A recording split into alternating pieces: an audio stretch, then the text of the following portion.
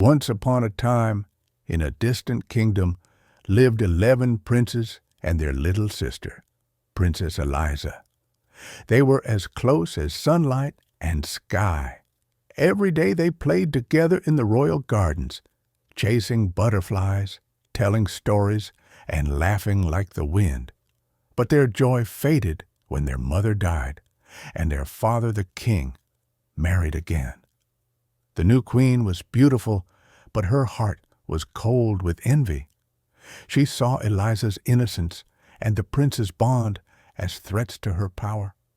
With dark magic, she banished Eliza to a peasant's farm and cursed the princes, turning them into wild swans.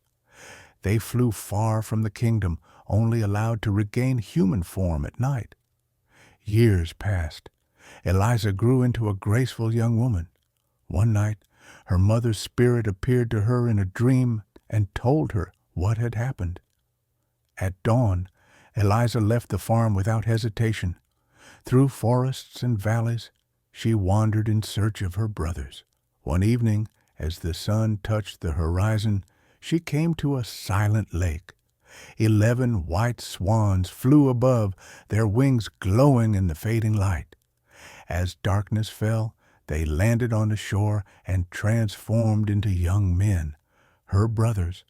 They embraced her with joy and tears, and that night, under the stars, they told her everything. The eldest brother explained, the curse could be broken, but only if Eliza gathered stinging nettles from graveyards, spun them into thread, and wove 11 shirts.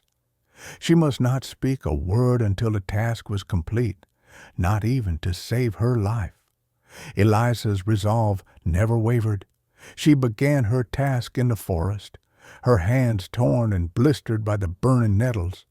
She spun the thread in silence, hiding in caves and hollows.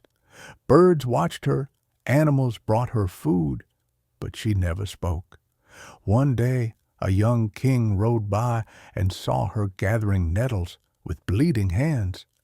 Moved by her grace and strength, he brought her to his castle. Though she never spoke, her gentleness and determination touched him deeply. He asked her to marry him, and Eliza nodded. But whispers grew in the court. Why was the queen silent? Why did she wander the hills at night, gathering weeds? The archbishop accused her of sorcery.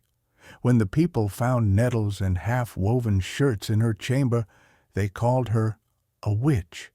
The king, heartbroken but bound by law, ordered her to be tried. Eliza was sentenced to burn at the stake. On the morning of her execution, she had finished 10 shirts and held the last, still incomplete, in her lap. As the pyre was lit, a great rushing sound filled the air. 11 swans flew down from the sky. As they landed, Eliza threw the shirts over them, and in a burst of light, the swans became men once more, her brothers. Only the youngest kept one white wing, as his shirt had no sleeve. Eliza's silence was broken. Her voice returned soft and steady, and she told her story. The people wept and begged forgiveness. The wicked stepmother's spell was broken forever. Peace returned to the land. Eliza married the king who had trusted her heart.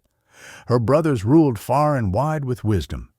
And Eliza, quiet no longer, was remembered not just for her beauty, but for her courage, her silence, and her unshakable love.